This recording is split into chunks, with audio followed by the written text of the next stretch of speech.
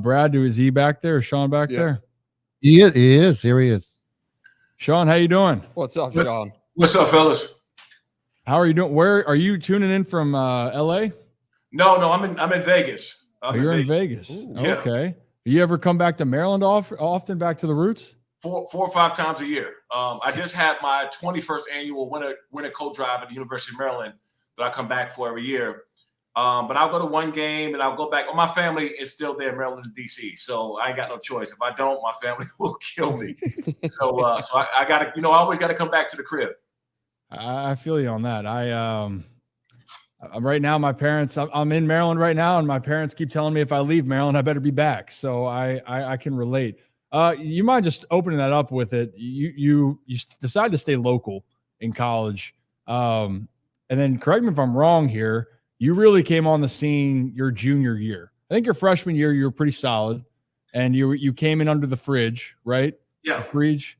Can you just talk about in this day and age of the development of your game, and that I think so many people nowadays expect that you're just going to come in and be a beast off the get-go, but for you evolved into a player that maybe you or no one would have expected, 2 years later after your freshman year.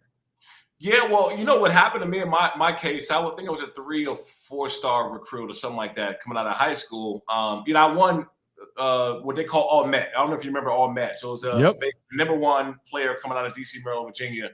And that's huge because you remember there was a lot of talent around that area, those areas when I came out.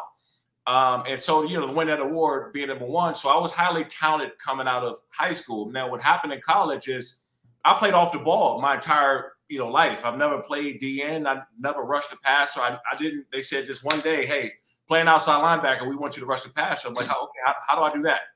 I didn't even have a sack all high school. So it was a little bit of a learning curve, but also too, it was part of, I came in with LeVar Arrington and Ray Lewis as mentors, and they were on campus coming to see me. And so it was one of those things where the coaches knew, especially Ralph Friedgen, knew that I was going to go to the draft and leave early. In fact, during our freshman orientation, we all had to stand up at our first day in team meetings and tell everybody who we are, where we came from. I let everybody know that day. And so that didn't sit well with, the coaches and stuff like that. Like, hey, look, I'm only going to be here 3 years. I'm just letting you know that now. And it didn't sit well with a lot of people. So their goal is to sit me on the bench as long as possible so I wouldn't leave. And I was still averaging 7-8 sacks in ACC, top 3 coming off of the bench my freshman, sophomore. And I finally, what happened was, and kind of the first time I'm ever talking about this, I went to go tell them that I'm transferring if I'm not starting. I'm going somewhere else. Mike Loxley, who's the head coach there now, was at Florida. And so I was prepared to transfer out of Maryland and go to Florida where I know I'm going to start and get some playing time.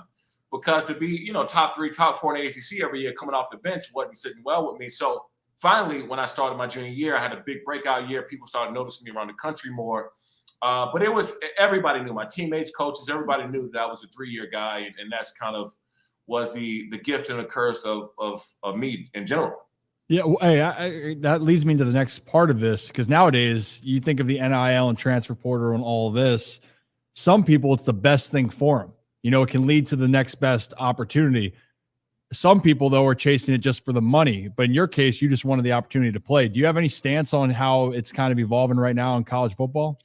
Yeah, I think it's a little bit of the Wild Wild West, man. I think that at some point they're going to have to start putting some restrictions on what guys are doing, because the best decision I've ever made is never transferring outside the University of Maryland. That was my home. I grew up 20 minutes from the school, and we grew up poor and homeless. Everybody in the area, DC, Maryland, Virginia, knew my story as a kid because I had high school specials. I don't know if you remember back in the day they had the high school machine, the top players, the highlights that came on. I think it was like Saturday nights and stuff.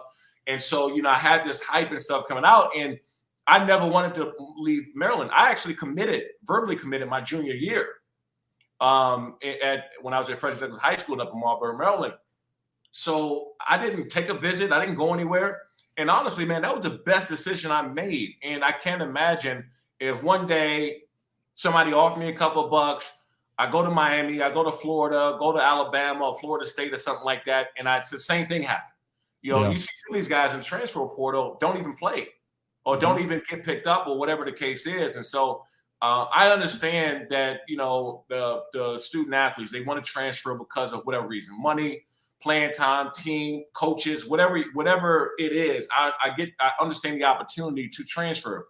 What I don't like is that they're still kind of young adults. I'm not going to say kids because I hate using that word. They're young adults that haven't figured everything else out yet. And so maybe it might be a driving factor, outside driving factor, that's getting these kids or young adults to transfer because they don't like the situation they're in for a split second. They woke up on the wrong side of the bed. Coach may talk to them a certain way. They didn't like it. Oh, I'm going to leave, right? And so that's not always a positive thing either. So it works both ways. In my case, man, I'm happy that I did stay because Maryland's my home. That's my backyard. That makes sense. Yeah. Go ahead. Oh, no, sorry.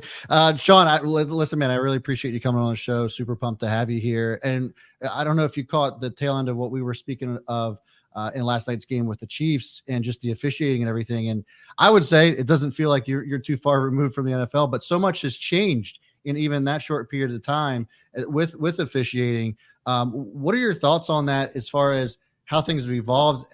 Has the game gotten better because of the changes in rules and officiating, or is it just the same thing? It's just packaged in a different package. I think that the NFL did a hell of a job at protecting players. And I don't like all the rules. There's way too many rules, but I do think they changed the game for the better. I mean, these head injuries and guys having problems down the road. We wasn't very knowledgeable about the possibilities of the long-term effects of some of these injuries. So I think the NFL did a great job in that. What I don't like is I just think the refs have way too much power, right? Way, way, way too much power. And there's no there's nothing can happen to them for whatever call that they make. They're protected way too much. We've seen refs getting the player's ear and kind of approaching them and kind of egging them on to do something so they can get a penalty. We're seeing a lot, right? And there's no repercussions to these refs making these bad calls. We get it. There's some kind of human error to football, right? When these refs, you're gonna miss some calls, but it's gotten to the point where it's so blatant and there's no repercussions for their actions, whether it's intentional or unintentional, that's causing them to make better decisions. That part I don't appreciate. We've seen too many games decided. Big plays, right? We ain't talking about just the offsides that the Chiefs had, even though I think that was fair. And they made the right call on that because if Tony actually, the wide receiver, he lined up 3 or 4 times offsides. People don't know that. Mm-hmm. He lined up that game. If you look back at it, he lined up offsides at least 3 times outside of that one. And so I think that was fair. It was justified in their actions, but you having some of these calls, man, that are ultimately decided and affecting the game. That part, I think the NFL at some point in time is going to have to step into and say, guys, this game is not about you. People don't pay their money to come and see you throw flags. People come to watch the players play. And so they're getting way too involved in the game, I feel. Hey, Shawne, it's there he is. Yeah, good to talk to you, man. Again, talk to you during your coach drive, and it was great stuff. I'm really glad that all worked out, and it continues to work out for you. I know you're at a lot of Chargers games. I see your social media, and you do interact with the fans, and you go to these games. The Chargers have now lost 4 of their last 5. You have the Justin Herbert injury now. This team had such high hopes going into the season. I want to ask you this. Do you sense a growing frustration with this fan base week after week? Where is that frustration level right now? And how do you fix this team going forward? Yeah, you're right, man. I've always been very, very close to the fans. I believe that the fans make this thing go. Even when I'm going back and forth with Raiders fans, Dallas fans, Dolphins fans, whoever it is, I love the fan interaction because without them, a lot of this is impossible. I mean, without you guys having the fans you have, nobody's listening to what you guys do. And so the fans are the most important part about what we do. That being said, I think the Chargers did a hell of a job at rebranding their fan base, transitioning their fan base to LA because there was a lot of people who were unhappy at the move. A lot of San Diego fans that were just not supporting the team no matter what because of the move. And there was a lot of people not coming to the games because they just felt like the team and organization wasn't going in the right direction. So I think they did a hell of a job at getting people back there involved. I'm at the stadium. I don't care what people say. And they try to, remember the old pictures they used to show where like it was 50-50. Oh, yeah. It's not, it's not that anymore. It's a 70-30, 80-20 deal. And don't get me wrong, certain teams just travel better than others, right? If you play the Steelers, if you play, the bigger fan bases, that they're going to travel well. That Buffalo Bills game, there's going to be Bills fans all over the place because I played there. They travel well. They support. And also, too, LA is a melting pot for everybody in the country, right? No one's leaving California and going to Kansas City for the barbecue. They ain't doing that, right? So, the only time they go to Kansas City if they got a high-paying job or, something that calls their family, whatever it is, to leave California to go to Kansas City or, Wisconsin or whatever it is. So they're always going to be that. So I don't care. 20% of the fans is going to happen because LA, California in general, is just a melting pot of everybody. But they've done a hell of a job. Now, my biggest fear now and what's going on, the scariest part is you can start losing a lot of those fans because they feel that you're not taking action into being better, right, for the team play. Because I never call for anybody's firing, right? I'm not ever, even as bad as it's been the last, several weeks or so with the team. I mean, beating, the Patriots 6-0 the week before. I mean, you don't feel it's a win. You don't feel good about it. So my biggest fear is, because I'm always fan-oriented, fan first, is you're going to start losing the fan base that you successfully built because they don't see any changes made. Brandon Staley coming out at their press conference and saying, hey, we're going to keep doing what we're doing. No, the shit, you're not, right? No, you're not, right? You're not. You got what the fans want to hear is right when I'm done with this podium, as soon as I get off of this stage, I'm getting in the locker room and changes will be made immediately. That relaxes everybody, right? That makes everybody feel good. No matter if there's some tough losses, you guys have been playing well. You say that, and the fans say, you know what? There it is. We can support that. When you come and say we're not changing anything, we're gonna keep doing what we're doing, and you're getting your ass kicked, you're gonna lose some fans that way. You're gonna lose a lot of support. I like Brandon Staley personally. I was one of the guys that he called when he got hired. He called me the night he got hired, and we talked on the phone for about a half an hour.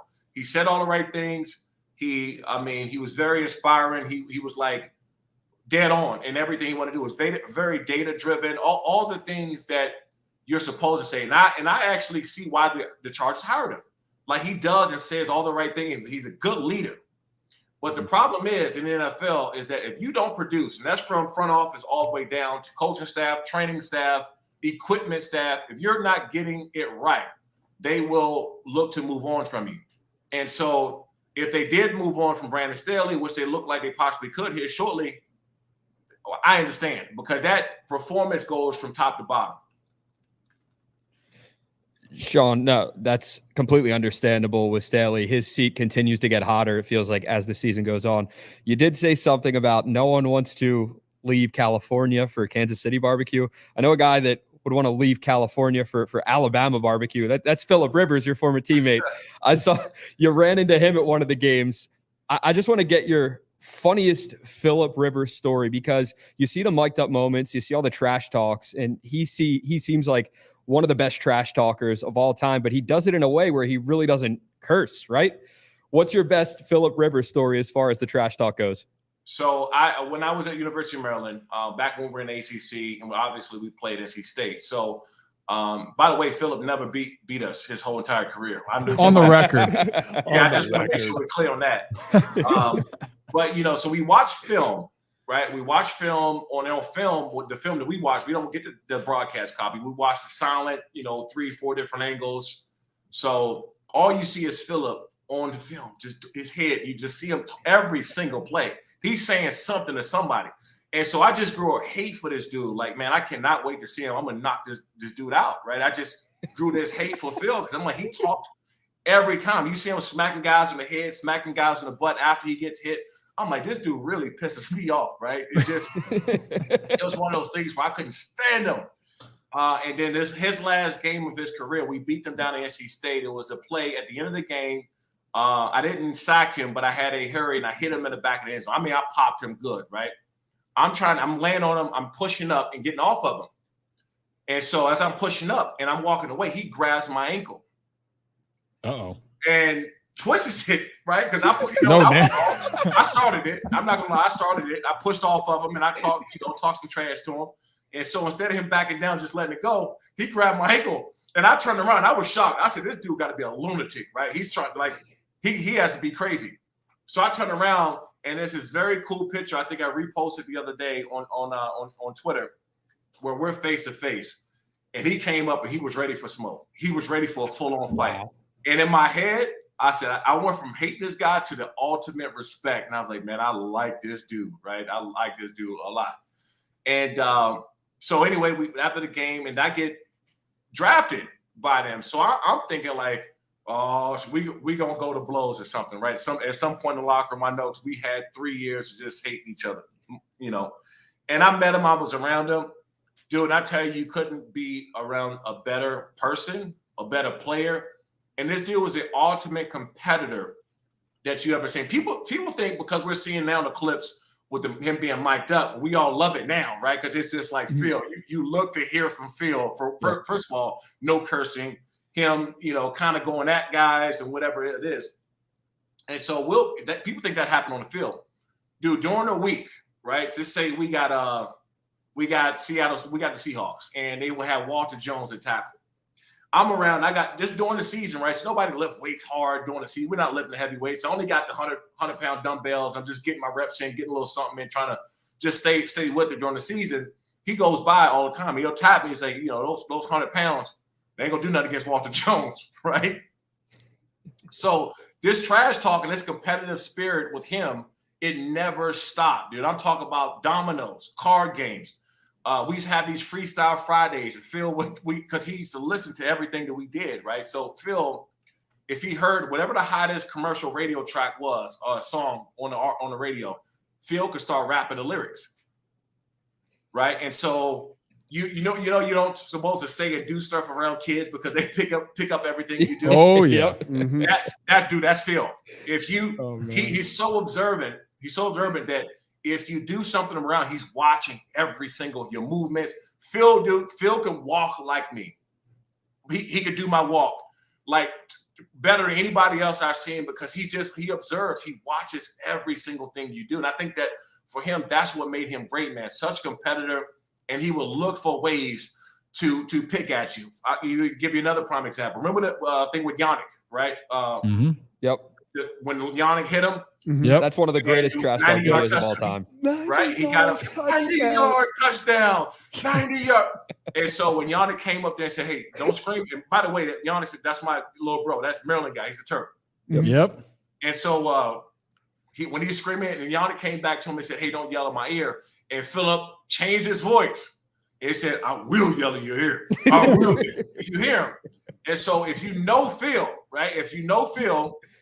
He was doing that to get under your skin because he did that to us in practice all the time. If they would lighten us up on the offense side of the ball, we couldn't stop them. He'll walk right up to you. He'll start changing his voice. You'll be walking away from him. He'll follow you and lower his voice. What do you want? And say he won't stop, right? And so that was him all the time. This was no cameras around. This is 7 days a week.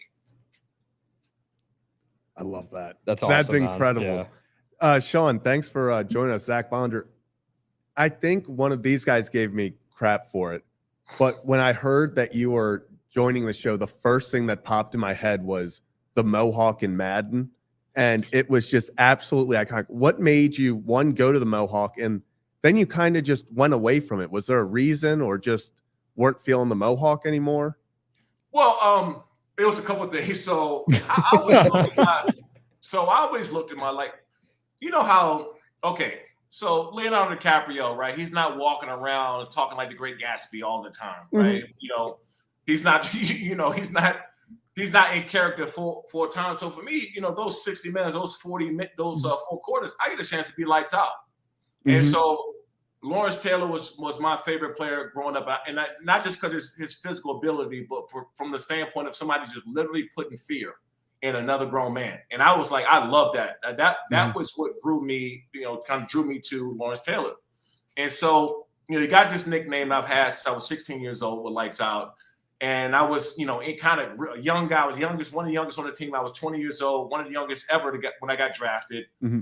And so this whole lights out and the dance and the moniker and stuff. And so one day I just got to the point where I was like, you know what? I'm going all in, right? I'm going blue mohawk.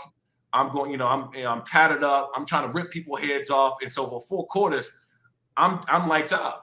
And this is who I am. And I could do anything I want to. I give you just so the reason why I got playing football, I was my first time doing a ESPN piece. I was rated, I think, top 20 or 30, whatever it was, in the country player, right? As a sophomore going into my junior year. Never had any media experience, never had a camera in my face and all that stuff, whatever. So a reporter from ESPN, back when they had the tape recorders, right? They tape you, they tape you. And so he came up and he said, he asked me all these questions. And then his final question said, Shawne, you play with so much passion. What made you want to play football? And I'm 16 years old, right? Or 16 years old. I looked at him in the eyes and said, sir, I can do anything I want to anybody and not go to jail. That's what I told my reasons for playing football. That's incredible. At 16? At 16. That's an all-time quote, man. Listen, this reporter stopped it. He cut the thing off. He looked at me it was the most awkward 15 or 20 seconds ever. I'm sure that he thought I was going to prison, right? I'm sure of it. That he thought I was going to be a criminal. And so it was almost in a sense, man, that was my outlet to where I grew up, what I was going through as a kid. We grew up very tough.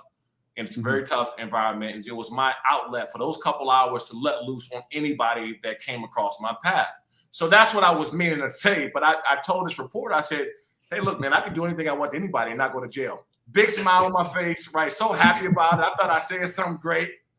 And the reporter's looking at me like, this dude is a damn maniac, right? He's going to jail for sure, right? Oh, no doubt. I think I think that's the exact impression you left, but but damn, hey, it works. But you got to have that type of mindset. I know exactly what you're talking about.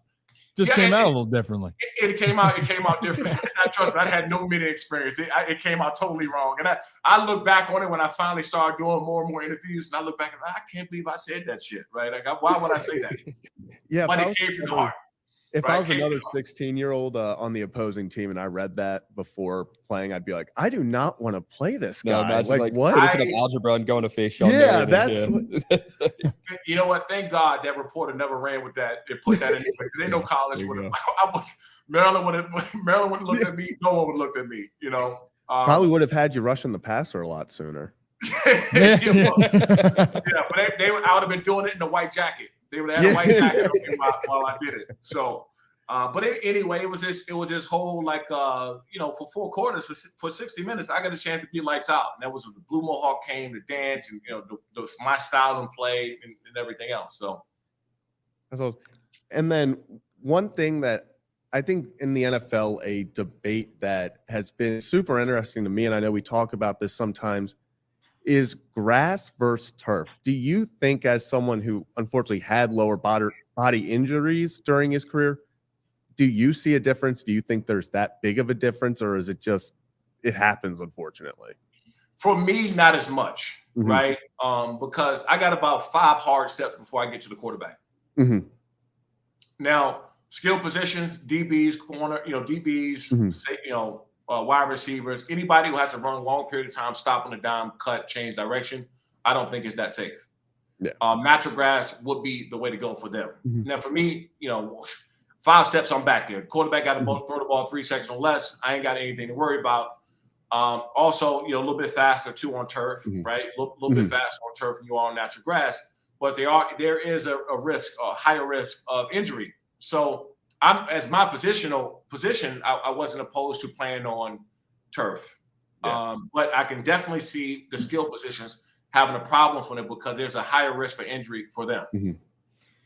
Yeah, it's definitely been a talking point throughout the NFL for a while, and seeing guys and at the end of the day, no one wants to see anyone get hurt, especially on the non-contact shit, right? Like that's the part that really sucks, but that is a part of the game right now. And the other part of it too is you switch the grass, it can be more forgiving, but when weather happens, then that creates a whole other different situation.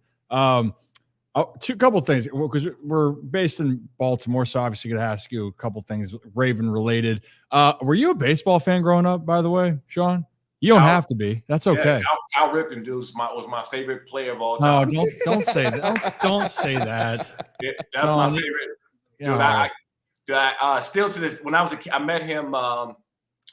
When I was in high school, I met him. He had a signing or something like that out in Baltimore. He had a signing, and I got a chance to meet him. Dude, I was so starstruck just looking at him. He was like my favorite baseball player of all time. Well, then, I'm glad someone's starstruck by him. I don't carry the same feeling. maybe it's because maybe just because it's dad to me, and I got to deal with the other shit of a little different of a love. But I guess Shekel's asking here: did you attend the 21-30 game then? At that point, you were able to go when he broke the streak?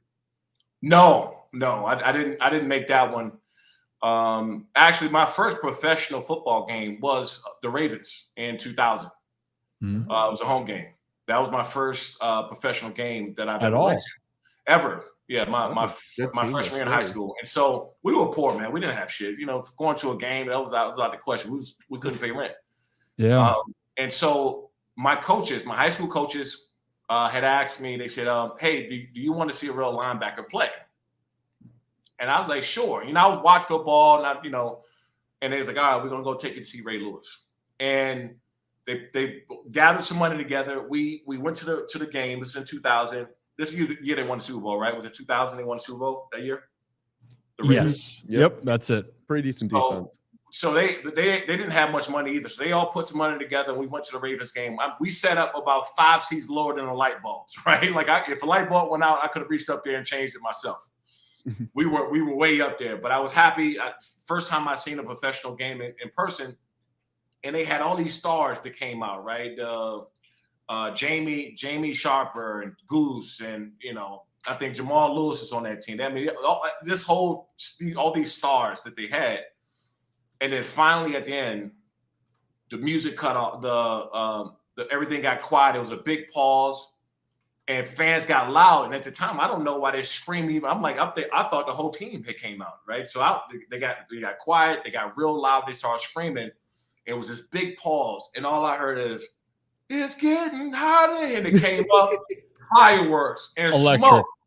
So I remind you, I used to laugh at people when I was a kid, where they used to go to concerts, Michael Jackson concerts. They would scream and laugh, and they would scream and pass out and sweat. And I was like, dude, it's a damn person, right? He's Michael. He's a person just like you, just like me, just like anyone else. And so I never knew what this feeling was like. And Ray came out in the crowd with this fireworks and the smoke, and he came out dancing, and it was like I was at a concert.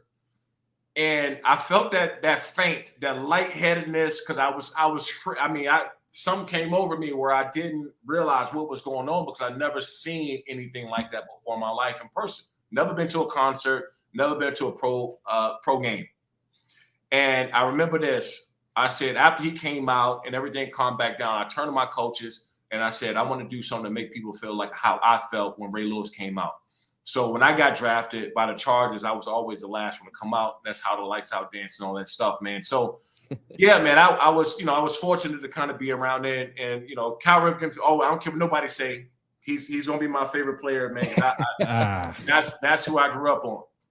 All right, you know what? I'll let that be then. That's fine. It's fun. I tell people, they've heard this joke how many times, but people tell me all the time, like, man, I love your dad. And I sit there, I'm like, stop traffic. I do too. I love him too for different reasons. I don't care that he played well, right? But it's cool hearing the Ray Lewis part of that. Brad and I, we actually just were talking about just kind of the impact, Ray's had on the community and just the experience in general, right, Brad? Yeah, and it actually got me wondering. It's perfect that you were talking about Ray, because now there's Roquan Smith that is that dude in Baltimore, and there's been a lot of comparisons of this Baltimore defense to that 2000 defense as well. Not quite as like there's a bunch of bruisers like there was back in 2000, even though there is on this squad. But do you see qualities in Roquan that you saw in Ray Lewis as well? And how do you think today's defense on the Ravens, I mean, first in the league in points per game and second in yards, I believe, as well. So, like, is there some similarities that you're seeing between both of those squads from 2000 to today, even though it's obviously quite a different NFL? Yeah, no question about it. I think that Roquan Smith is the closest thing that you can get to Ray in this day and time. I really do. And I hate comparisons, man. I remember my big rookie year I had. I went to the Pro Bowl, All-Pro, defensive rookie, and all that stuff. And I remember writing an article in the Union Tribune in San Diego comparing me to Junior Seau. And I'm sitting there. I think I'm 21 years old at the time or something like that. And I'm sitting there in front of my locker reading this piece that they wrote in the Union Tribune. I was like, God, I hate comparisons. For one, Junior Seau in San Diego, dude, there was nobody bigger that ever came through San Diego and Southern California in general in sports, in my opinion, right? And so I hate comparing anybody to Ray Lewis, because for somebody that did it as high as he did on that level for as long as he did, it's next to impossible in this day and age for guys to do that, and especially with one team. We don't see it like that too often. With Smith and Queen and inside, I think they're the best 1-2 tandem in football general. And I love Fred. Fred Warner is one of my favorite players. I love watching Fred. A couple other guys, I can kind of throw out there that fit in that mix.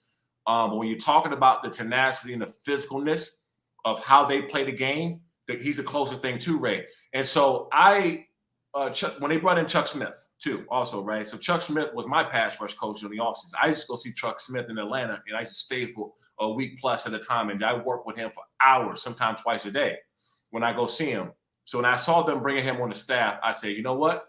They're about to look a whole lot different, because Chuck is there. When it comes to teaching, there's nobody better that I've worked with. And I've probably worked with 10 or 15 different pass rushing coaches in the country, track coaches, starting coaches. When I tell you the technicality of what Chuck does, it's no surprise that Jadeveon Clowney has bounced back. He went missing for 3 or 4 years in the NFL. He did. We see flashes of him making big plays here and there when he's in Cleveland. His tail ended up with the Texans.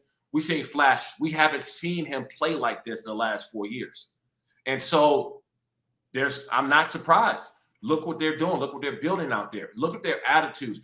And more importantly, forget the tackles that he make. Look how they're making tackles. They are finishing, punishing guys.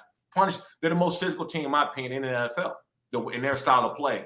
So yeah, man, I love watching those guys and just what they're building in general. That we feel the same way, but it's always nice when you have someone that went through it and can see it and can show it, because I mean, man, it's been really fun to watch this group in Baltimore, because this style of play, the NFL's changed, and this style of play, that's the part with Roquan. It's been fun to see the physicality, the attention to detail, and they're flying around the field, which is incredible. And they're bringing back, in my opinion, value back to a position that wants to be kind of devalued more and more over the last few years. Another thing, because we'll ask you one more question, then I want to hear about what you are up to right now, because I know you're up to a few things. But the last one to ask you, it's the biggest number 8 nowadays. Sorry, Calvin Edwin Ripken Jr., but it's Lamar Jackson. It's and I think, correct me if I'm wrong here, a few years ago, you said he was Vic 2.0, right? Does that sound about right? Mm-hmm. And you said he was exceptional from the pocket. Has anything changed since then, or has Lamar exceeded any expectations for you as we move forward now into his fifth season, sixth season in the NFL? Sixth. Crazy. I think he's gotten a hell of a lot more accurate.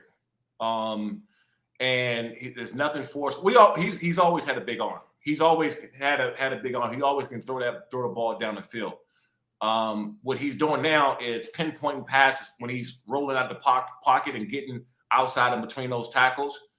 He'll run when necessary. See, in the past, he would just take off, don't get me wrong, unless it's a design RPO run action, he's taking off run or whatever. He's a way better decision maker than he is right now. Yeah. And I don't know if that just came with maturity.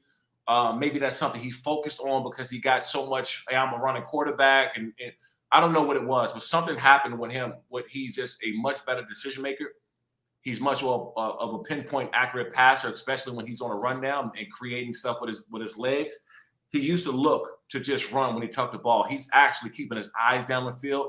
So I don't know what happened over this last year or so, but he's changed his game tremendously.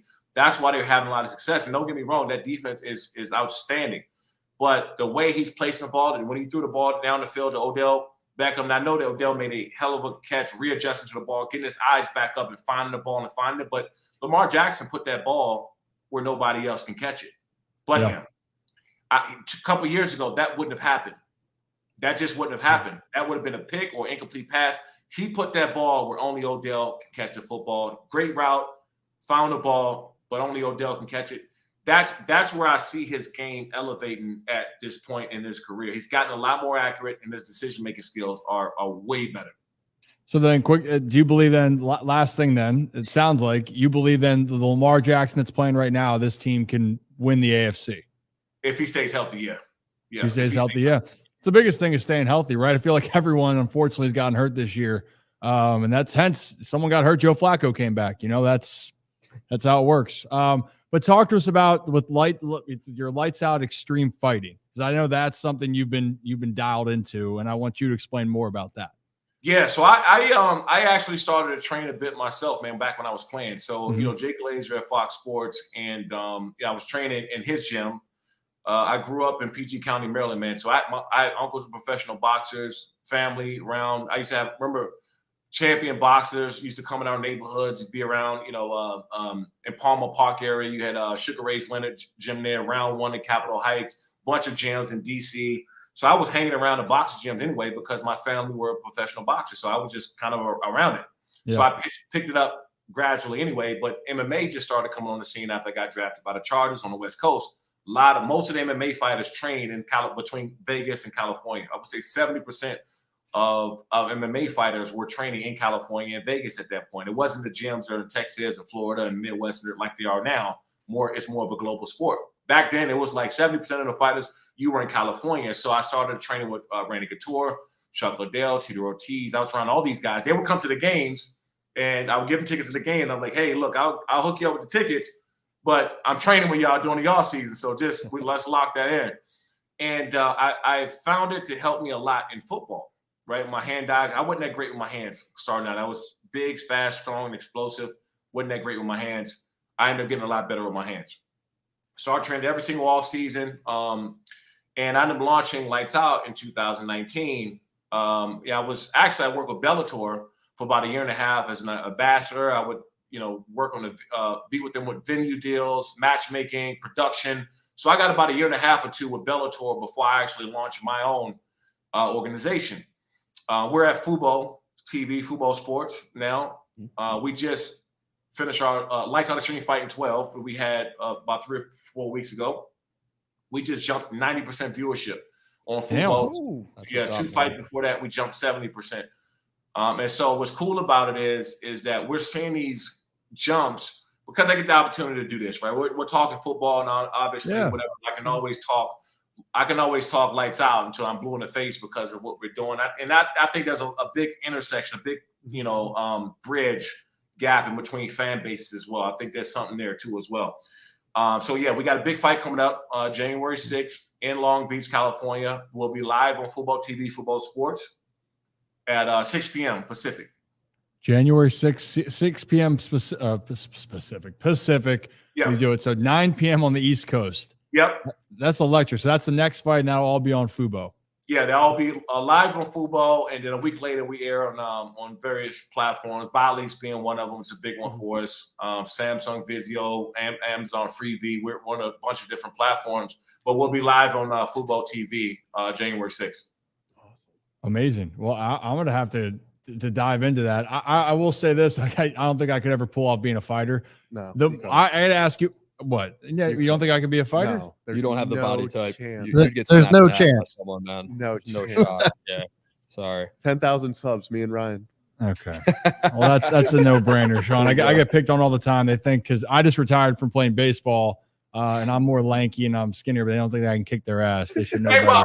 well, okay, so this is what I'm saying. Okay, so I'm actively working. No, let me do my pitch real quick. All right, Yeah, so, do your pitch. Do your pitch. I am, successfully transitioning a lot of football players, right, that's coming over.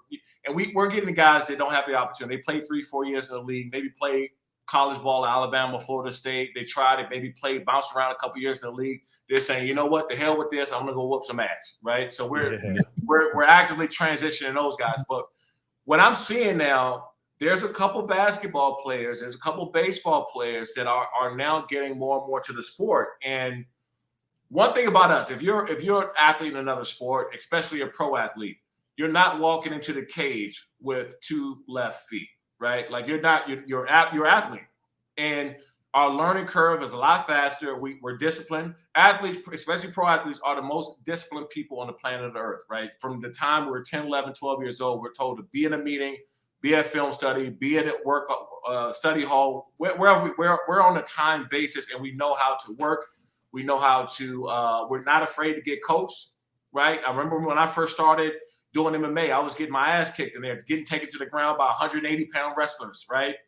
Couldn't get up. I was frustrated as hell. And I just like, man, I'm coming back in. I'm whooping somebody's ass tomorrow. I got my ass kicked. Somebody's getting their ass kicked tomorrow. And I come in and get my ass kicked again. All right, you know what? Tomorrow's the day, right? And so what happened was I didn't hang my head. I almost looked at it as a challenge to get better. So we're actively transitioning a lot of these former athletes from other sports that still want to compete, right? Especially football players. Yeah. Baseball, big contracts, guaranteed contracts. Those guys may or may not. They're like, we're fine. We don't need to go do anything else.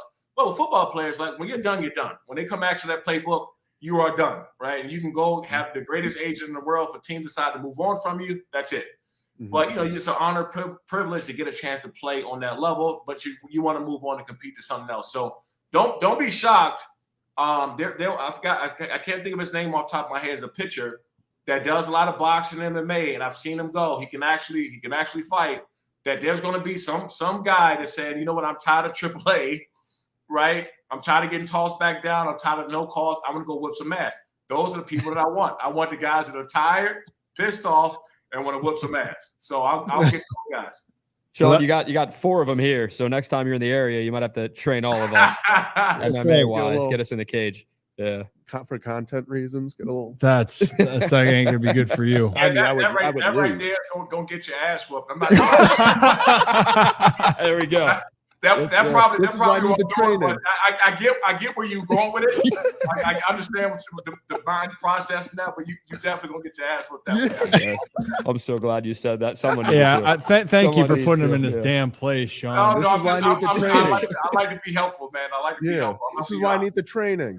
Yep. This is why we're transitioning. Exactly. Well, great to you, Shawne. Yeah, well, Shawne, the next time you can give us a little tutorial on it, but with Lights Out Extreme. January 6th, you're looking for guys. If you're done with shit and you want to be competitive, we'll send them your way too. I don't think it'll be us, but we can use the training. I think that's it. I think we've kept you long enough. If you're ever in Maryland, Baltimore, would love to return the favor for you. I know you got a lot of dealings back here, but maybe meet up down at the University of Maryland. Absolutely. Appreciate it. All right, Shawne. Well, hey, thank you, Shawne. You enjoy the rest of the night, and we'll talk later. You, Shawne. You got it, guys. Appreciate it. Y'all have a good one. I'm gonna have to work on the duck and dive. I'm so glad he called your ass out. Good. That was hilarious. You just bobbing and weaving, like throwing these lanky punches right there. You'd probably get popped 1,000 times before you hit someone. Without a doubt. I'm not saying I wouldn't, but you. Oh yeah, well that was the funny part. I was doing it in my head. I was like, I wonder if I'm on screen, and then I looked down and he was like, "You gonna get your." I'm ass so glad he just caught you doing it. Yeah, it was so great. Cameraman did me dirty on that one. Yeah, you're welcome. That was good job, Rip. Brad, whoever. Wow. Hey, that was great, and it went longer obviously than we anticipated. But I wanted Shawne to keep conversation. But you know what I love too about it? I love hearing the passion that he talks about after sports. After your one career ends, and I do think that is a void for athletes that they're missing. I wish I could kick someone's ass. I'll be honest. It's probably not in my strong suit. And don't say it's in either of your guys' strong suits. I We just just want to figured it know out. who's whooping his ass all those times, because The 180 fighters. Yeah, I've been like, wondering the those are same thing. Yeah, because I don't like, if Shawne Merriman walked in here, like, you would not look at a 180-pound person and be like, oh, he can whoop his ass. But just how trained they are, like, those are the most dangerous fighters. That's like the whole, I don't know if you see like Bradley Martin talk at all. And he's just Yeah. like, I'm 260. He's like, I would kill this guy who's like no. 160 over here. And I think he had a professional boxer on. I forget who it was, but they said, dude, no, you wouldn't. Yeah, you wouldn't even Like come you close. would get hit 20 times before you got to me. Yeah, before you even realize what's happening. That's how technical, that's how hard these guys train. It's awesome. And when they get into the cage, they're there to die. They're like, all right, like this could be it. I'll tell you what, though, I'm going to be locked in on the event on January 6th. Like I'm definitely gonna watch. I'm it. hooked on that. I am very, very interested. We gotta to see tune it. in. We gotta have Shawne back on, because I want to talk to him about his WWE career too.